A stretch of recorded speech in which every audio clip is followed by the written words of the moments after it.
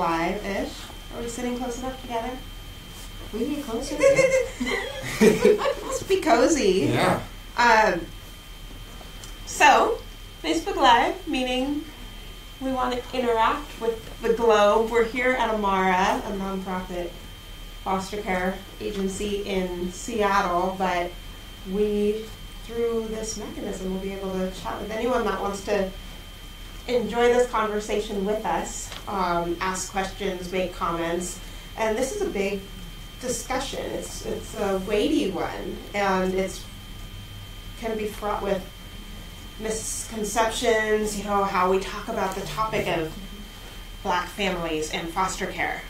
So Krishna, I'm so glad you're here to chat with me about this, and Trey as well. Absolutely. Krishna, you are the founding director of Bridge Forward and a former foster parent. Correct. And Trey, you are a current foster parent Correct. and on staff. We're colleagues. My colleagues, my coworkers. Okay, so I really would love to know who's watching out there, and to just like this Facebook Live session and then put a comment in. You could write where you're watching from. I would love to have someone from Italy and Norway as well as Seattle. And I think my birth mom's going to tune in Atlanta, so hi, Deborah. But let's jump in. I'm really curious about your thoughts, but I also want to just put the acknowledgement out there that I am still feeling shaken from yesterday's tragedy. And so my brain is a little bit scattered.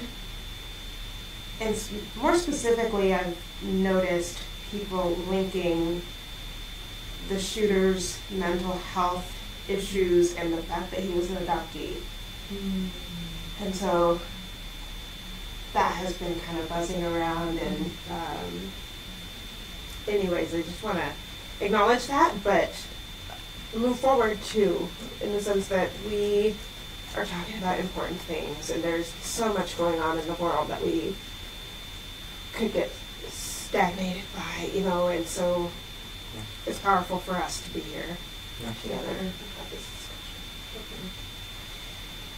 So where should we start? What did you think when I approached both of you with this title about Black folks' wariness towards the system?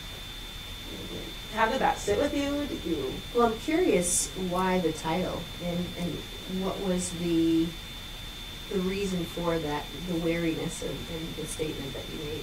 Just curious about that. Yeah, the title, we've been, as an agency, we've been talking so much about the disproportionality of the kids in care looking different than the parents who are licensing their homes to care for them. And I often think about long-term health of the kids, and being transracially adopted, I know that race has an impact. And so I've grown up wondering why Black families didn't foster me, didn't adopt me. And so that started, but I also know it's not true that Black people don't adopt or Black people don't foster. That's not true at all. And so using the word wary kind of felt most appropriate. Okay. Yeah. Is it? Yeah, and I think it's interesting too, because if you look at probably like general population numbers, we know Black folks do foster and adopt about the same race. I think the issue is our kids are, like, depending on the state, you know, at least doubly represented in the system. So in order for Black community to meet the needs of those kids, Black folks have to become foster parents at twice the rate as well, if that makes sense. Gotcha. So I think that's where that disconnect comes from, is that Black folks are definitely fostering. We just need more to make up for the fact that due to the systemic racism and other biases going on and how kids come into care, we just need more Black homes to take things that are there. And just even thinking about in the state of Washington, 80% of our kids in the system are African American. But keep in mind, we don't have as many, as Trey was saying, we don't have as many Black families adopting or fostering those children for a number of reasons, right? Yeah, I mean, what are those reasons? I know about folks talking just about the system, you know, and how the system was built towards white standards. What does that mean, though? Well, just going back to your question, I think one, a lot of African American families feel as though they are already taking care of other children within their families. For instance, you find that grandmothers are taking care of their grandchildren. There are mothers and fathers taking care of their nieces and nephews. There are so many other families, specifically African Americans, who are doing that informally. It's more of a, I guess you could say, kinship as opposed to foster or adopting. And I question whether or not they really have the capacity. And I have heard from some families that they're at their end. Yeah, but I don't want to overgeneralize. Definitely Black not. families, and not all Black families are taking care of kin. No. I mean, we're two products that actually have been fostering for. I mean, I've been a foster parent for 10 years, and you know, I loved every minute of it. And I was a single parent. And I'm curious, did you foster kids of different races? How did that feel? So, were you wanting to foster? Keep in mind, when I first decided, I said to myself, I would love to take in more children who look like me, African Americans and people of color, because for me, I was thinking, I know what that looks like culturally, emotionally, physically. There's a lot of things that go into it. But funny enough, the first child that came into my home was a Caucasian woman, a little girl at 12 years of age. And I was like, oh gosh, there are things that she might not eat that I eat. There's things about her hygiene and her hair that I might not know how to deal with. And those are some of the things that came into play the first day I met her. But then I thought about it and said, okay, well, but she's a child, she needs discipline, she needs structure, she needs a home, she needs shelter, she needs food, just like any other child. But those are concepts that I had to think about going into it on the first day. And continued to be issues throughout our time together. Whether it was dealing with her behavior in school, you know, there were a lot of things that came into play, but I definitely knew there was a cultural difference between her and I. And I wanted felt like you might not be able to meet her needs in certain capacities. Yeah. It's interesting because I too had a white foster child, so me and my partner became licensed to take in Black or multiracial kids. Had a Black multiracial kid, moved out, and then we got a call and just, you know, after hours, a little baby sitting in an office, and he's like, how do you say no to that? It ended up being a white baby. Yeah. And I can say that whole time we fostered for 3 months, I had a little bit of guilt knowing that, you know, I knew there were, you know, a lot of homes that would have taken in a healthy white baby. And that, in a sense, was taking up the spot for maybe a Black kid that would maybe meet his cultural needs. And I think the part of, like, us taking care of a white foster kid is that that white foster kid lives in a society that affirms their culture, whereas a Black kid doesn't get that, right? So that's the little differences in that, and that's what really kind of got me, is that I knew this white kid would be all right, and I just... But you didn't have that feeling for an unknown that Black kid Black. that I'm not getting called for now because my house is full. Yeah. Interesting. Yeah. Looking at Facebook, there was a comment that was left, I think, a couple days ago by Malika Parker, and she was talking specifically about the language and how we titled this segment, saying that the language of awareness being particular to Black families, that it might play into the stereotype that Black people don't participate in foster care placements, which statistically isn't true. And she goes on to say, I wonder if it is a question of how Black families are participating and supporting children, and what are ways that we can support more of this. Which I love that comment, because it isn't relegated to just becoming a licensed foster parent. Right. Right. Yeah. There's so many opportunities to get involved, to be involved through mentorship. You know, we have agencies such as Amara, to agencies such as A Bridge Forward, Casey Family Programs. There are a number of agencies where people can volunteer their time to work with our kids in the system. And it doesn't have to mean it's something permanent, but it does allow them to get a better understanding of the children that are in our system. And I'm curious, why not become a licensed foster parent? Like, what is the barrier there? Yeah, I mean, I think we talked a little bit about some are just doing that informal kind of kin, but going back to that, there was a stat out there that about a third of all families, their kids in America will have a maltreatment allegation against them, but for African American families is about 50%, and so That's, wow, so that's not families that are licensed foster parents, just in general, the general all population families, in our a country, third of the general population will have some sort of claim of abuse or neglect. But for black families, it's Even higher. 50%. 50% will be investigated. That doesn't mean all those will be founded, but there's still an Yeah. investigation. I think Right. that just builds a distrust of, why do I then want to join that system Right. and then go through their licensing process? And if they've already judged our community that harshly to have that many allegations, then what are they going to say when I'm trying to get licensed as a foster parent? And I think that's where we try to really need to work on, like, how do we modify the system and the licensing policies around how many kids per room and what are the square footage and how do you discipline kids and how do we modify that to make it more culturally appropriate for the masses and not just for the certain type of family that maybe it was initially created for. So is that what we mean when we're saying like licensing standards are based on white middle class values? Yeah, it's that idea that each kid can have their own bedroom or maybe share with one kid but not definitely with 3 kids, or that you have, just a nice backyard, or just the kind of the normal assumptions of that kind of white picket fence that People think they need Yeah. in order. yeah. But I think you also touched on something too, Trey, that doesn't get talked about enough but has been very common in the African American community is the distrust of the system. We have had a number of systems who have really stated to us that they're coming in to help and support us, but then have torn us apart. The healthcare system is one. We look at situations like in Tuskegee, where they went and looked at these students as guinea pigs and gave them this drug and ended up giving them a disease, right? We look at our foster care system the same way.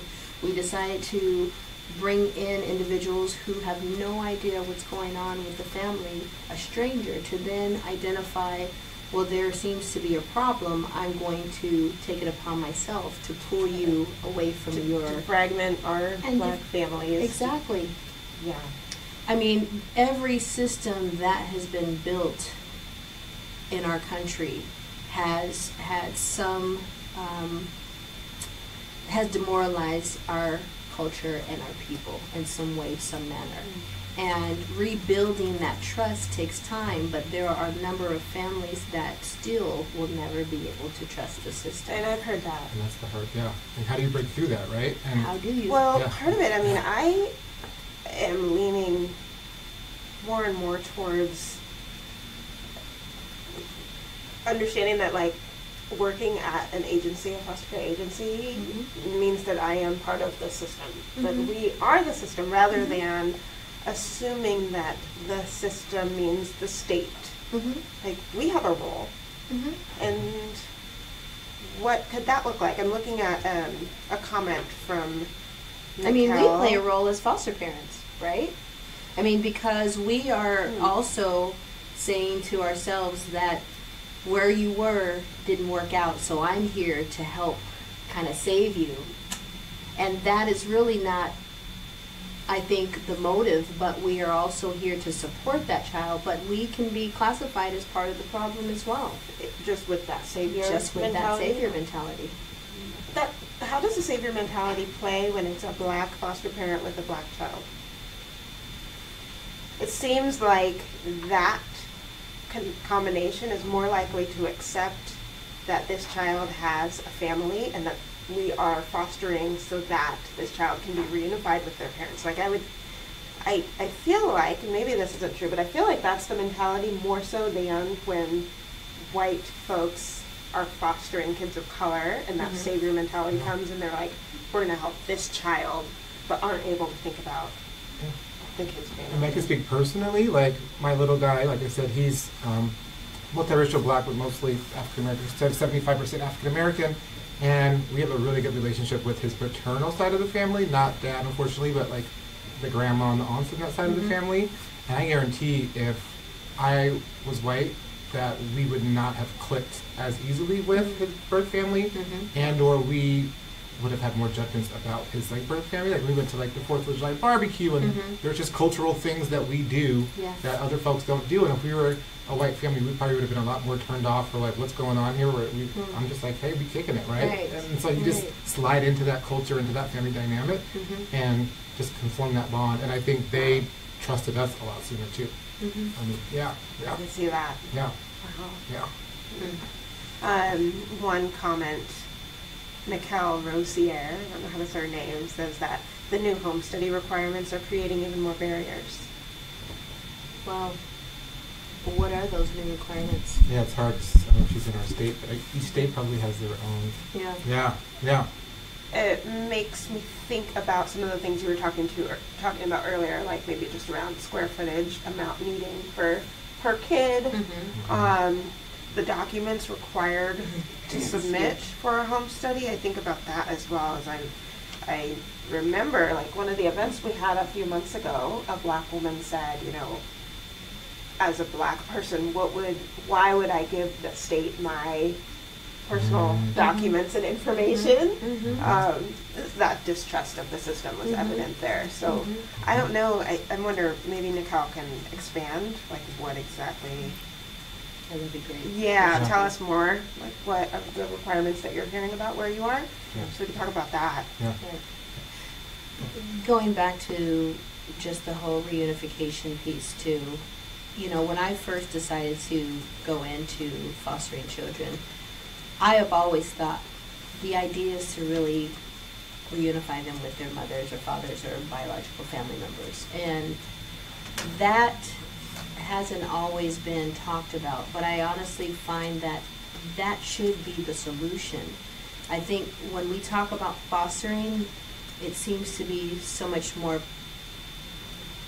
permanent than it should be. It's like adoption. It's almost adoption. We're just needing to wait until this court case resolves. We're just needing to wait until the parental rights are terminated, and then it's. And then we find even it's more so when they're younger, that they're wanting to get these kids adopted, as opposed to let's see if we can work with the bio parents to help them to get their child back. In addition, you find that when they're older, and that's been my thing, is I've always loved taking in adolescents. I work well with them. I like to have them get up and go eat, and when I say it, go, as opposed to having to carry them to do it. But, thinking about that, even adolescents, they are less likely to end up being adopted. And and even with foster care, it's almost like you find a lot of them in the past that were in group homes as opposed to in someone's house.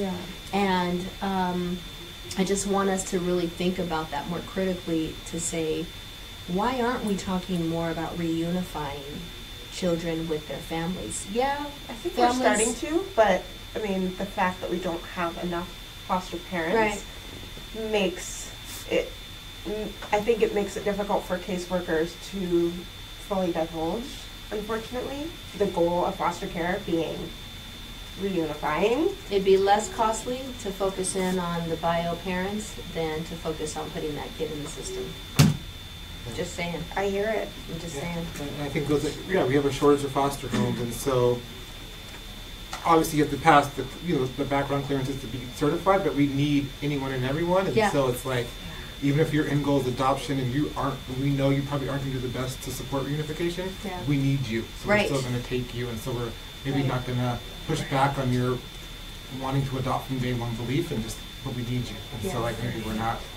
And I think internally at Amara, we're definitely pushing reunification and having our family support that more, but in general, I don't think that's happening at the state level, because they just need folks regardless of their motivation. Right. And so then it dilutes and slows the process. We're having to educate a lot. Do you know why you approached foster care with that mentality from the very beginning?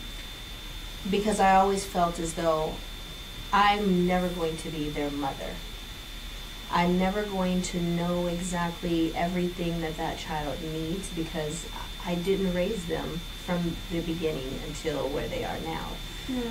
But there's always going to be that bond, that connection that a bio parent will always have, that no one else can ever relate to.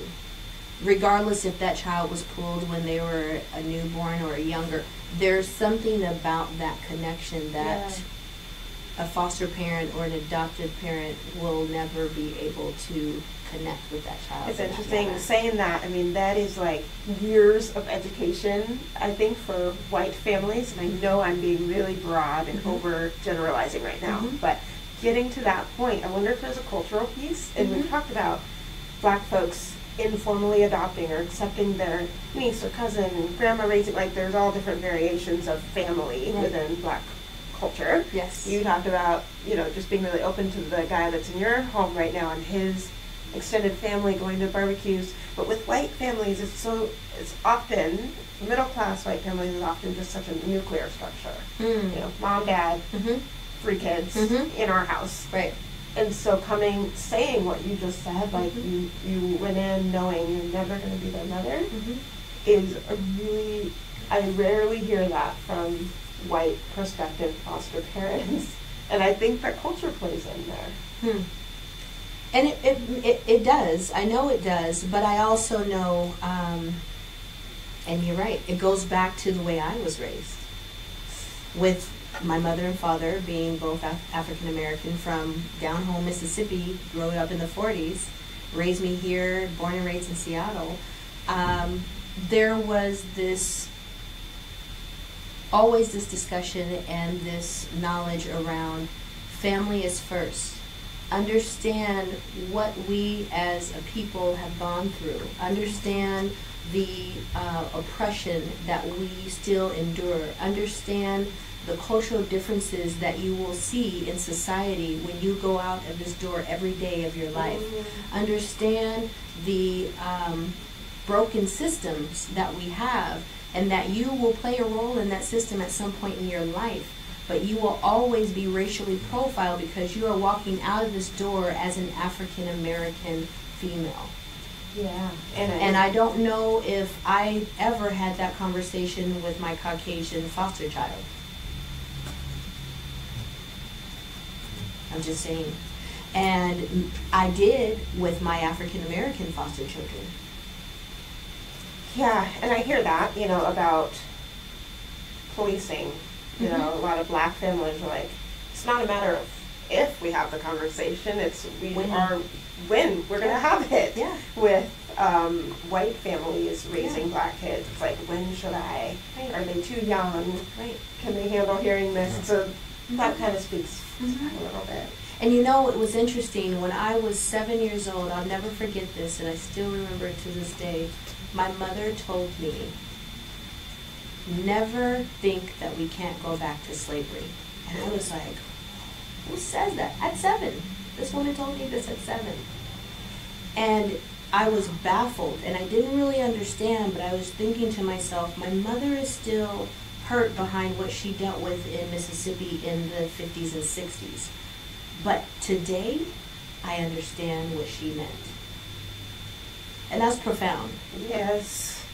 That's profound because of the way in which our system is today, the way in which our government talks about the people in this country today.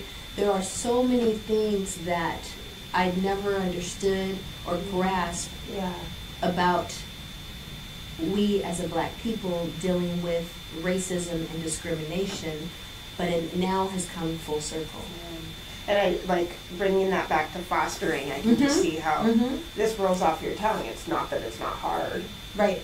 But it rolls off your tongue. You are more likely to have these conversations about culture, racism, Definitely. versus maybe a white foster parent. Definitely. Okay, Facebook says, Carla Salter says, I so agree, fostering should involve embracing the whole child, including his or her family.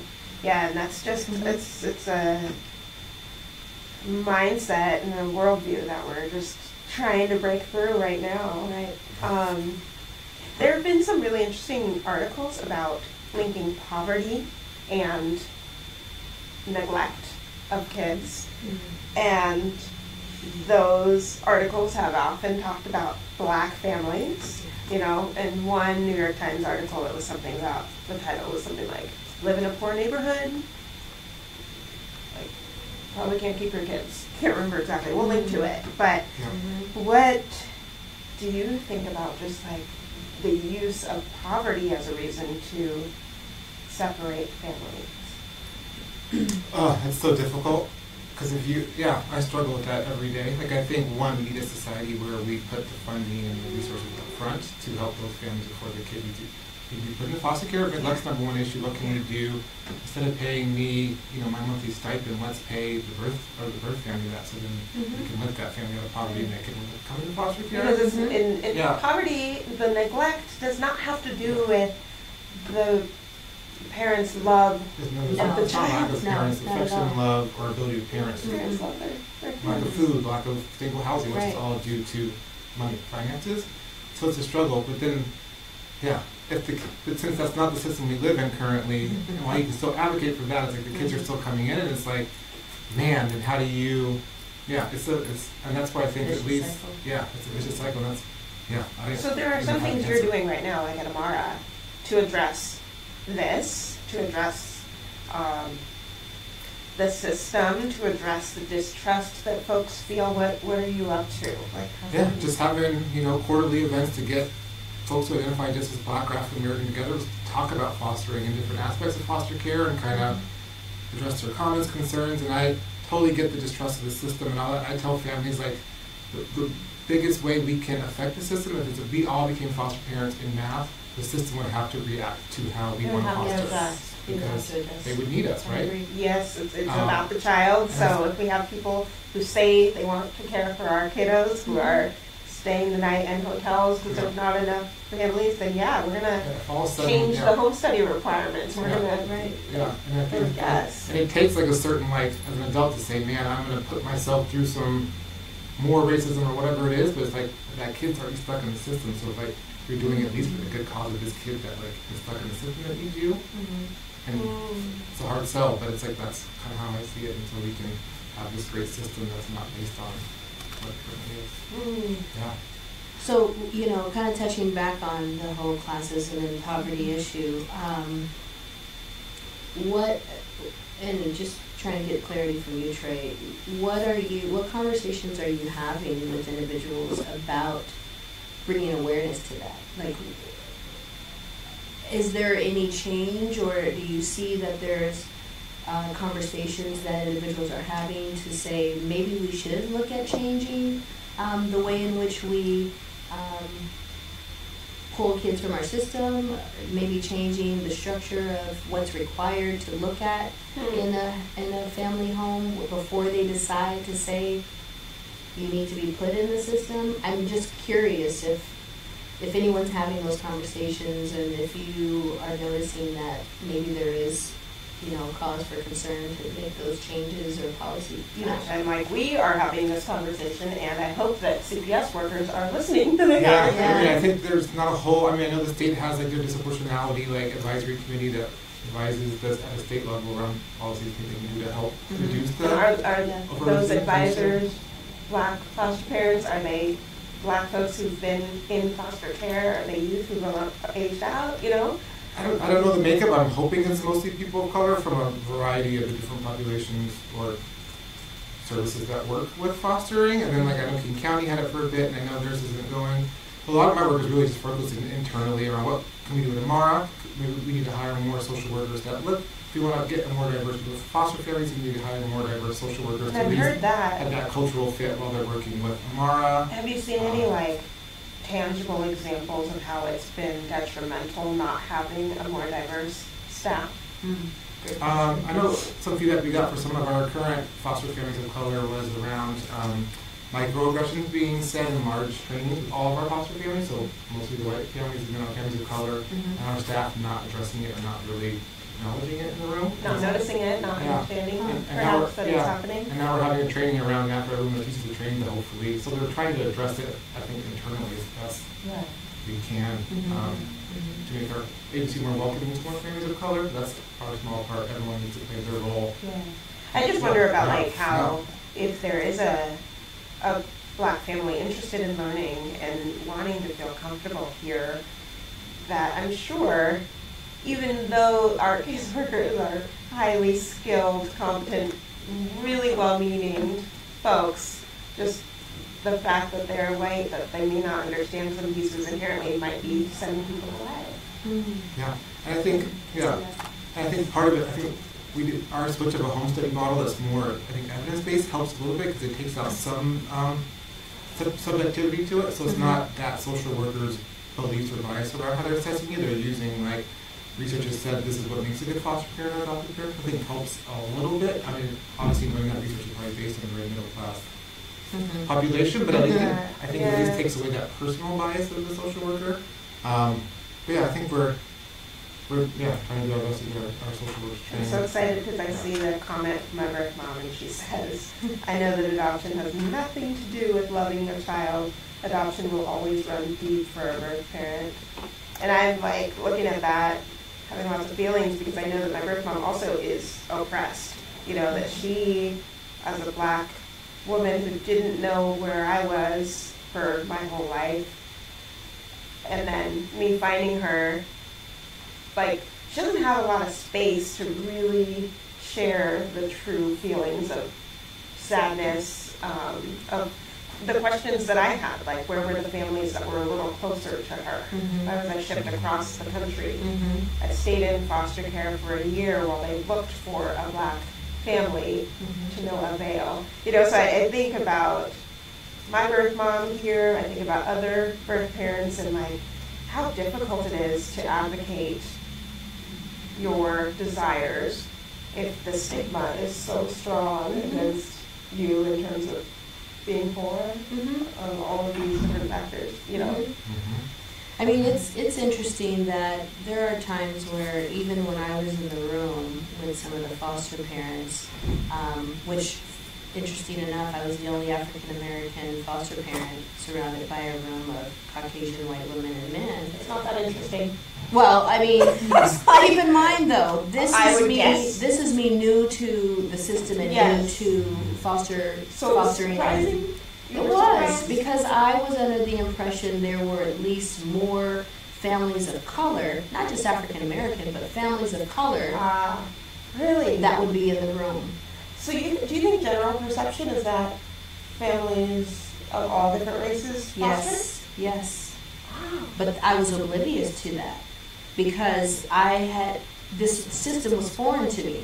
Yeah, I was not aware of CPS and of, kids being pulled from homes, and that was not something that I was used to seeing. I grew up in more of a middle class area and family where that wasn't really common.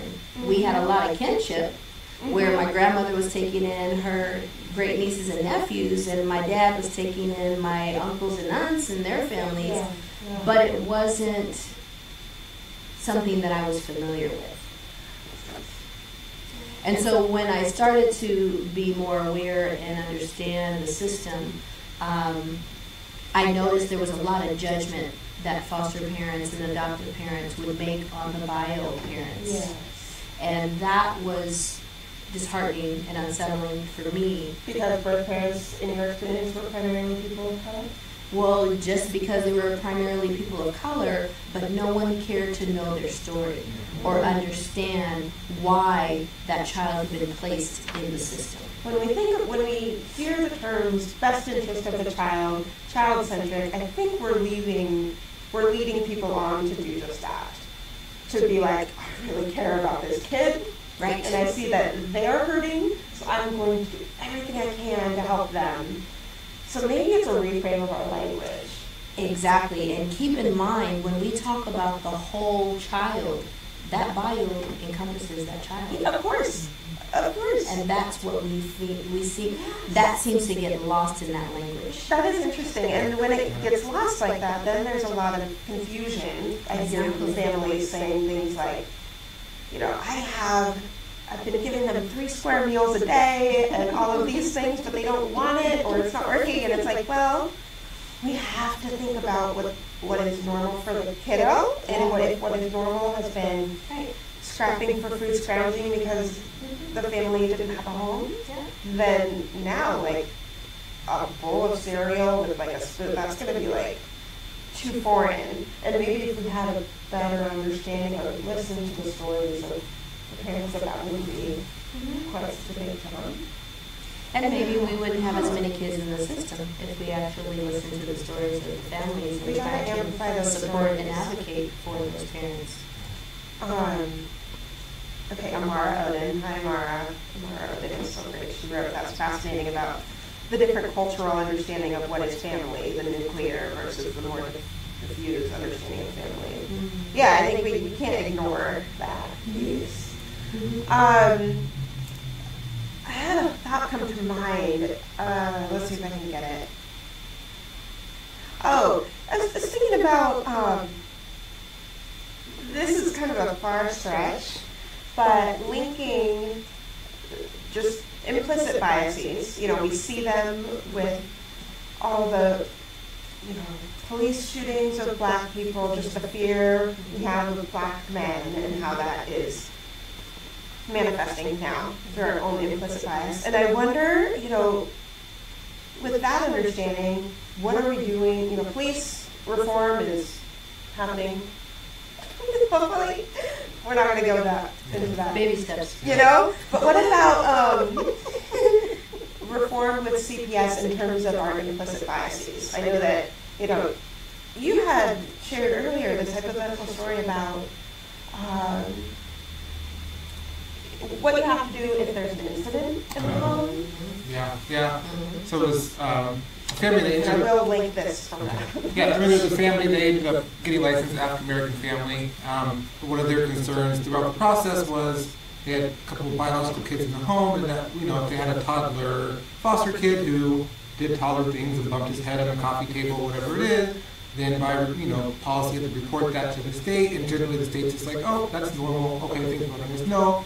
But if they had that one CPS worker who wanted to make an issue of it, come and do a full investigation and make sure there's no physical abuse going on, and then when they decided, I'm going to investigate all the kids, including your bio kids, and in theory they could then remove not only the foster kids but the bio kids, and given that they're a black family and there's like how we're going to be differently than other families, and that was a huge fear. So that's the implicit bias piece that I was talking about. We're going to view just an average toddler day in the life bump on his head differently if it's a white caregiver versus a black caregiver. But even keeping in mind how many Caucasian families who have adopted or fostered black children have those same conversations. Are they having those conversations? Mm-hmm. Is that happening? And the importance of. Okay, it's 12:38. We've been talking for an hour. Oh, wow. Yeah. Time flies. Time flies when you're having a great time. Yeah. Okay, Do we have another hour? No. We don't? Okay. I'm so grateful for this conversation. As I said at the beginning, I'm feeling so heavy because of the mass shooting. It's also Black History Month, and I feel like that's buried this year. It doesn't feel as prevalent, so I'm happy to be putting something into the ether that speaks towards Black families. I think I want to do one more comment before we go. Amara. Okay. Amara, what are you saying? Something I ponder about is how foster adopted families can be powerful advocates for increased resources for birth parents who are struggling to parent due to poverty. As an adoptive parent, I'm complicit in a system that doesn't help struggling birth parents enough, but rewards the foster parents who are parenting the same kids with public kudos and funds. This isn't necessarily about African American fostering, but more speaking to your point about differences of support for birth versus foster and adoptive parents. So I should say, on some positive notes, federal administration passed their big budget finally for like more than 2 weeks. They have the Family's First Act or something, so they passed the act now where states have more leeway. Before the Title E getting technical, but there's funding through the Social Security Act that only gave states money when they placed the kid in foster care or when the kid was adopted out of foster care. Now they're giving more leeway for that money to be spent on preventative stuff, to learn the birth family. Family preservation stuff. And be able to fund kinship people who are taking in their foster kids without having a license. So there's a lot, there's going to be more flexibility in how states can use that funding. So that's test to that. So that's one positive note. Is that hopefully we can keep them working in our homes, but we can actually use the money to keep them there versus. And I love learning about that. I'm going to be shouting out from the rooftops. I also think, Amara is an adoptive parent, and there is a difference in adoptive and foster parents' capabilities in their bandwidth. The adoptive parents, they don't have to think about the court system and all the things going through their mind, and so my knee jerk to Amara would be like, foster parents you have a loud voice. Can you be speaking about birth parents, bringing them to the table, as we talked about earlier, including them in the child's best interest? But I also know from working in this for so long that it's feels like a tall order to ask foster parents to do that too, when I know the focus is on so many other things and just everyday life. But so in general, I'm just we can help by amplifying the voices of other birth parents. In training earlier on, you talked about the idea that the birth parent is this whole person, right? And what they did or what choices, whatever happened to bring the kid to foster care is here. And so if we only focus on this, we're demonizing the birth parents, whatever, but we can see that whole picture, and you can humanize, empathize, and so I tell every foster parent I talk to, it's let's think about this, and but let's think about that, and let's learn why this may have happened, and when you get that whole story. An example of that would be during Trump's State of the Union and how they highlighted the police officer who adopted the opioid-addicted woman's baby, and how there's so much with this picture, but one thing that I would love to bring to people's consciousness is that the birth mother was a foster child herself. She was in foster care. And so often there is that cycle. And if we can look at that cycle to help make sense of why this child's here. Okay, now we really have to end. But we're going to end with sharing maybe of some resources, which we'll put in the comments too, but I want people to know that I'm so excited to have an article posted on Yes Magazine today, and that is, yay, I'm excited. It's relevant because it is about gentrification and historically black communities, and where white parents with kids of color are moving into those neighborhoods. What kind of dynamic is that creating? I also want people to know about A Bridge Forward. Yes, well, A Bridge Forward is it's a nonprofit that we focus in on aged out foster kids who are really trying to get on their feet, but we're providing housing and mentorship and support services for those folks to be able to become self-sufficient. So. Another topic that you spend an hour on. Or more. Aging out or more. And Trey, anything to plug on your end of upcoming opportunities that maybe our Seattle or Washington area folks can know about? Yeah, just keep looking at our website for updates. We have a whole section called It Takes a Village, and that's really kind of the name we're using for all of our events around getting more black folks to foster. So we have an event coming up in Tacoma end of March, kind of a mixer at one of the local pizza places. We'll have free appetizers, just kind of mingle with folks, and then there'll be different folks from different agencies to talk about the licensing process, and then we should have another event coming up in partnership with other organizations early April in Seattle to talk about the educational needs of black youth in foster care and how more black foster parents can help meet those needs. And just as a final to all of our watchers, that we're going to keep this series going. So we're going to have another fascinating topic next month that we will announce soon, and have some other great guests. Thank you guys so much for participating in this conversation. But yeah, like Amar's page so that he updates about all of this stuff. So thanks for tuning in, and adios. Bye.